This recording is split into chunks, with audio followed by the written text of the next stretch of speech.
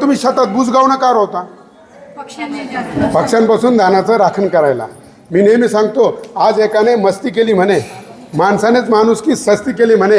सावध वारे गवा बाजरीच्या दाण्यांनो, बुजगावण्यानं पाखरांशी दोस्ती केली म्हणे. जर त्या पाखरांना बुजगावण्याबरोबर दोस्ती केली तर दान शिल्लक राहील का? मग मार्केट कमिटीला आपण जे पुढारी निवडून देतो ना, ते काय केले? त्या व्यापाऱ्यांचे मित्र झाले. आपल्याला भाव भेटेल का?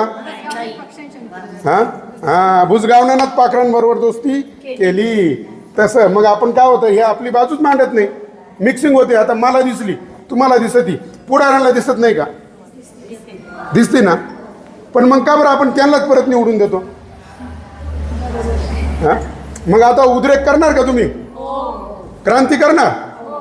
जे पुढारी आपल्याला तांदळातली मिक्सिंग थांबवायला मदत करत नाही, त्यांना कोणती निवडणूक असो, ग्रामपंचायत असो, पंचायत समिती, जिल्हा परिषद, आमदारकी, खासदारकी, निवडणुकीमध्ये काय करायचं? काढायचं.